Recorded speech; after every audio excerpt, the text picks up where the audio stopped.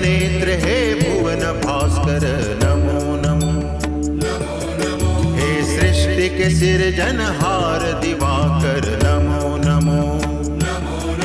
हे सूर्य प्रभाकर नमो नमो। आदित्य विभाकर नमो नमो। हे भानुतिमिरहर नमो नमो। हे रवि भुवनेश्वर नमो नमो।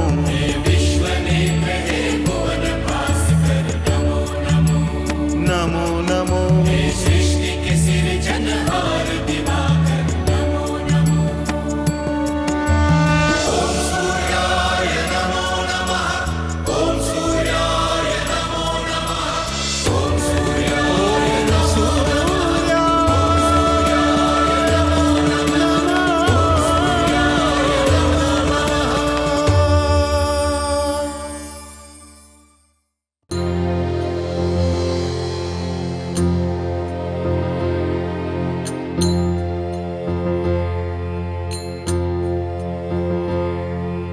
आज तो हमने क्रोध करके जनता के प्रतिनिधियों को डरा दिया और वे चुपचाप वापस लौट गए। किंतु ऐसा कब तक चलेगा? कब तक हम झूठ बोलकर और धार्मिक अनुष्ठान की आड़ लेकर जनता को बहका पाएंगे?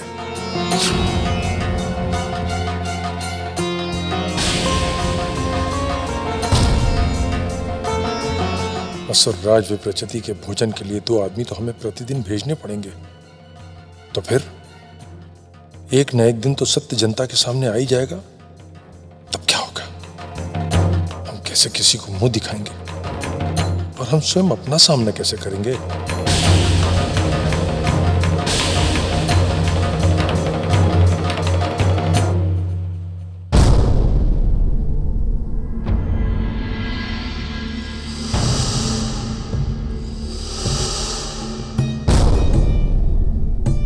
महारानी वीरनी को क्या हो गया? कहीं इन्हें कुछ पता तो नहीं चल गया? वैसे भी इस समय इनसे बात करना व्यर्थ होगा।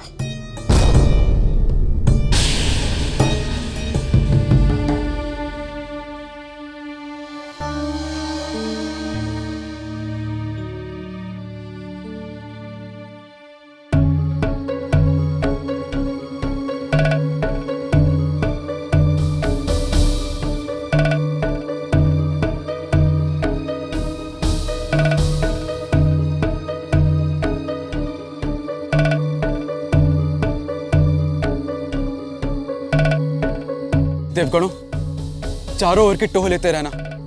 इन असुरों का कोई भरोसा नहीं। ये कभी भी और किसी भी ओर से आक्रमण कर सकते हैं। वैसे हम लोग पहले से सावधान हैं, किंतु आशा करते हैं कि वे लोग रात्रि के समय आक्रमण नहीं करेंगे। आशा तो यही है, किंतु यदि इस समय उन असुरों ने हम पर आक्रमण कर दिया तो हमारे लिए अपना जीवन बचाना बहुत कठिन होगा, क्योंकि अब तो हमारे पास अदृश्य होने की शक्ति भी नहीं है। शुभ शुभ बोलिए मित्रेंद्र। बस यही मनाइए कि हमारे मार्ग में कोई कठिनाई ना आए। स्वामी, संसार में एक ही नाम है जो हर संकट से रक्षा करता है, और वो नाम है हिरण्यगर्भ भगवान सूर्यदेव का। वही संसार के आधार है, वही सबके तारनहार। यदि इस प्रकार हम भयभीत होने के स्थान पर उनके चरणों में अपना मन एकाग्र करें और उनका नाम स्मरण करें, तो हमें किसी बात का भय नहीं रहेगा। देवी सची का कथन सर्वदा उचित है। आइए हम सब मिलकर भगवान सूर्य देव का नाम जपते हैं। ओम सूर्याय नमः। ओम सूर्याय नमः। ओम सूर्याय नमः। ओम सूर्याय नमः।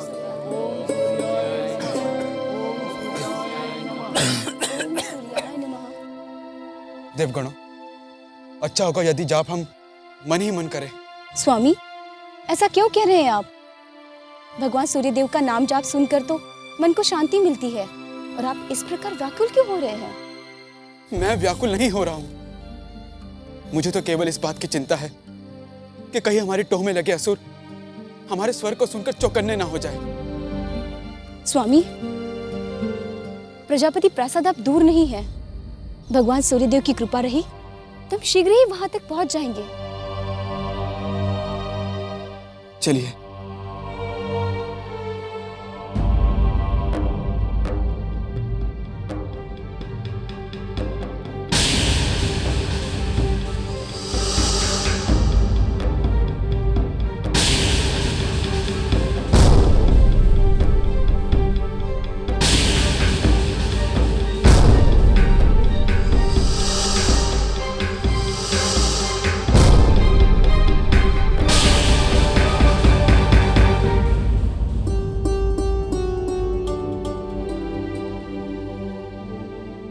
क्या बात है स्वामी?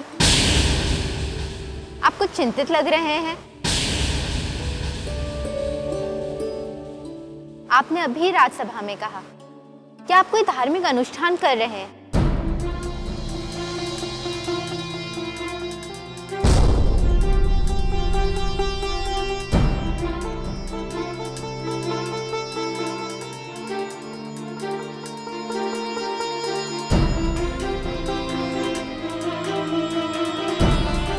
ये कौन सा अनुष्ठान है स्वामी, जिसके विषय में हमें भी कुछ पता नहीं?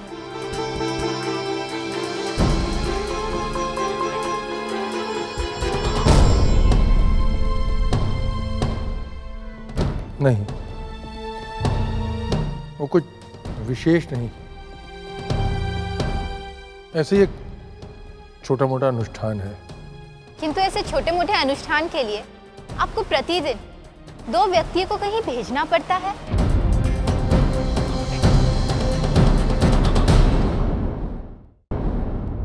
कहिए ना स्वामी, ये कैसा अनुष्ठान है? महारानी, आप महल का प्रबंध देखिए। इन विषयों पर आपको चिंता करने की कोई आवश्यकता नहीं है।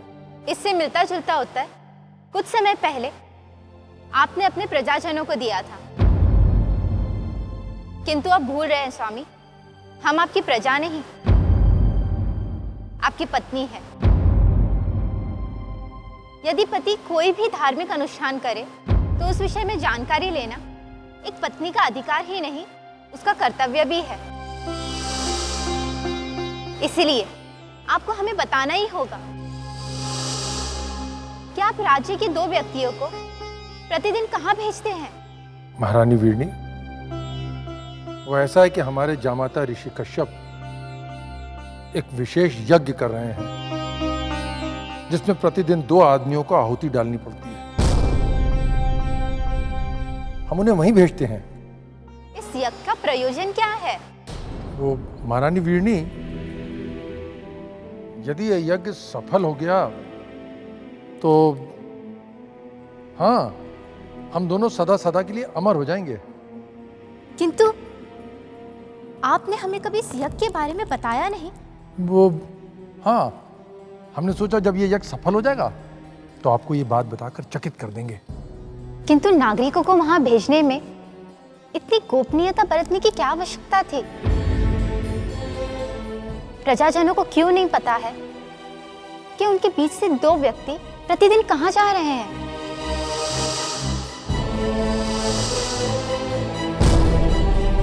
इस यज्ञ के विषय में उन्हीं लोगों को पता है, इनका इसमें कोई योगदान है। अन्य लोगों को यदि इसका पता चल जाएगा तो यह यज्ञ फलदायी नहीं होगा। आपकी बातें सुनकर महाराज पृथ्वी सम्राट की जय हो। क्या है? आपके नाती इंद्र अपनी पत्नी और कुछ देवगणों के साथ आपसे मिलना चाहते हैं। ठीक है, उनका स्वागत करो और उन्हें अतिथि गृह में ठहराओ। ठहरो। स्वामी, ये आप क्या कह रहे हैं? वे हमारे अतिथि नहीं, हमारे बच्चे हैं। उन्हें आदरपूर्वक यहाँ ले आओ।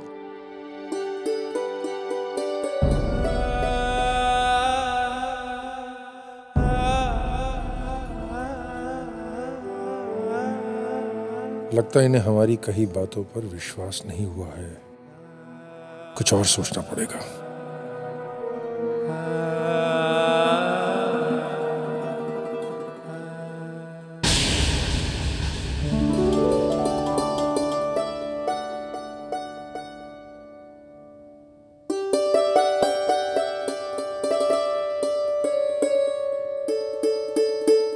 प्रजापति प्रसाद में आप सबका स्वागत है। आप सबको अचानक यहाँ देखकर हमें बहुत सुखद आश्चर्य हो रहा है। नानीश्री, पिछले कई दिनों से पिताश्री आश्रम में नहीं है और उनके अनुपस्थिति में अभी कुछ समय पहले असुरों ने आश्रम पर आक्रमण कर दिया था। किंतु माताश्री ने अपने तप और अपनी पतिव्रत शक्ति से हम सबके जीवन की रक्षा की थी।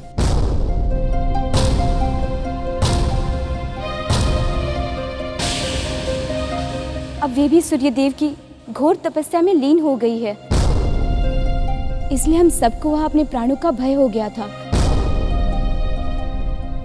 अब आप ही हमारी जीवन रक्षा करें और प्रजापति प्रासाद में सुरक्षित रहने की आज्ञा प्रदान करें।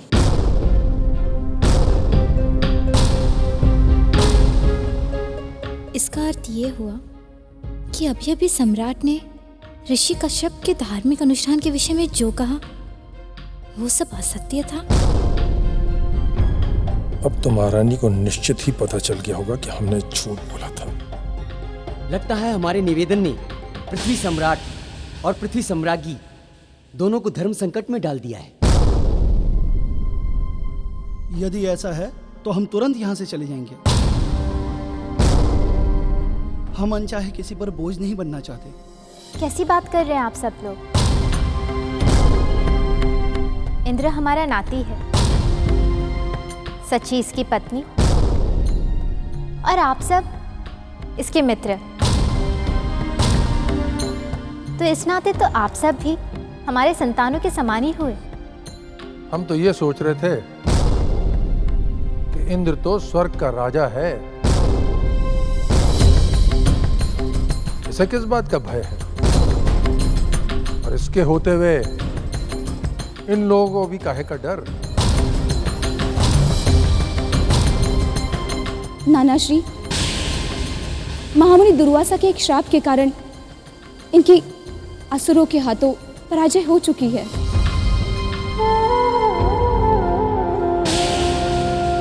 और अब हम सबका संहार करने के लिए असुर हमारे पीछे पड़े हैं। इंद्र के मित्र होने के नाते आप सबका भी इस प्रसाद पे उतना ही अधिकार है जितना कि इसका।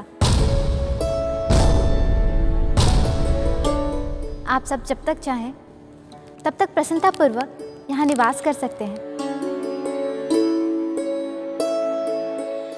ये आप क्या कह रही महारानी? ऐसा कभी नहीं हो सकता। स्वर्ग पर राज करते समय इंद्र और इनके मित्रों ने हमारी कभी सुध नहीं ली, और आज संकट के समय इन सभी का हमारे प्रासाद पर अधिकार हो गया। ऐसा कभी नहीं हो सकता। इंद्र, अपने मित्रों को लेकर आप शीघ्र अतिशीघ्र यहां से प्रस्थान करें। स्वामी, इंद्र हमारा नाती है, और यदि कुछ समय के लिए इंद्र हमारे घर नहीं आया तो उससे हमारा संबंध टूट नहीं जाता। और ऐसी छोटी बातें करना आप जैसे महान व्यक्ति को शोभा नहीं देता। आप हमें हमारा कर्तव्य न सिखाइए महारानी वीरणी। भली भांति जानते हैं कि परिवार क्या होता है और किसके साथ कैसा व्यवहार किया जाता है। इंद्र, तुम अपने मित्रों के साथ तुरंत यहां से प्रस्थान करने की तैयारी करो।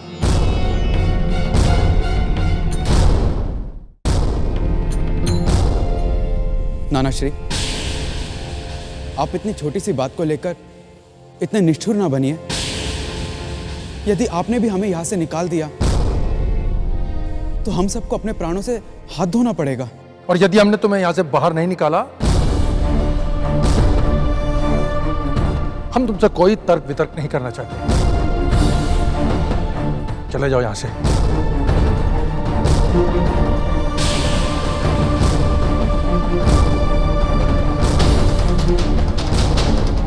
प्रहरी! महाराज। इन सभी को आदर पूर्वक हमारे प्रासाद के बाहर छोड़कर आओ। जी महाराज।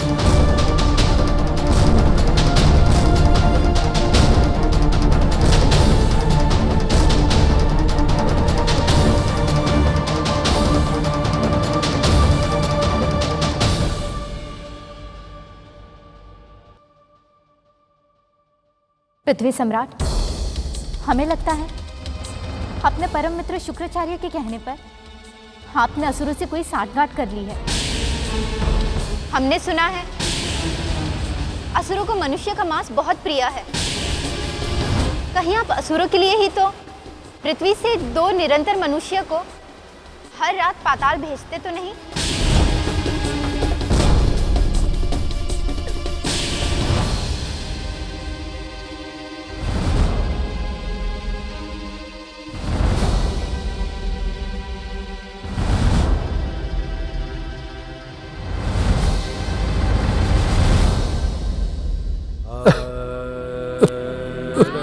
स्वामी, इस प्रकार दुखी ना होइए। पूरी बात हमें सच सच बताइए। हम आपके अपराधी हैं महारानी, अपनी प्रजा के अपराधी हैं। हमने बहुत बड़ा पाप किया है। किंतु हुआ क्या, हमें वो तो बताइए। आपको याद होगा महारानी, कुछ समय पूर्व असुरों ने पृथ्वीलोक पर आक्रमण कर दिया था।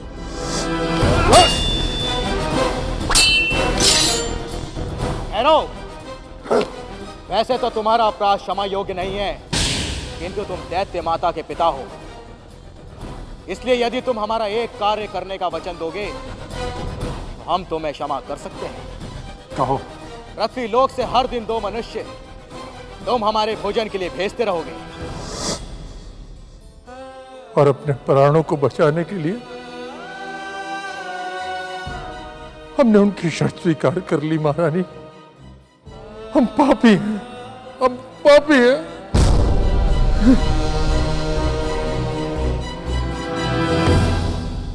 स्वामी, उस समय आपने जो भी किया वो अपने प्राण रक्षा के लिए किया।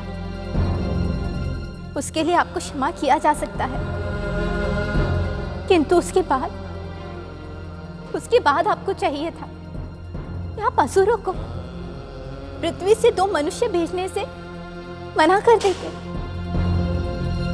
और वीरता से उनका सामना करते।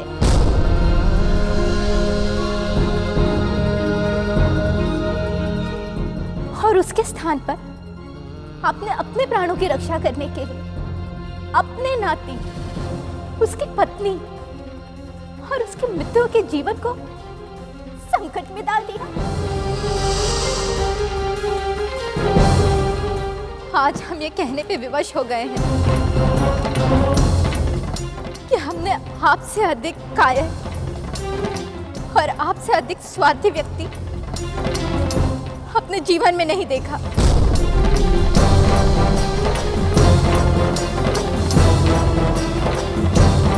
आज हमें स्वयं को आपकी पत्नी कहलाने पर लज्जा का अनुभव हो रहा है। धिक्कार है आपके पुरुषार्थ को। हम अभी प्रजापति प्रसाद त्याग कर अपने नाती और उसके मित्रों के पास जा रहे हैं। या तो हम उनके प्राणों की रक्षा करेंगे या तो स्वयं अपने प्राण त्याग देंगे।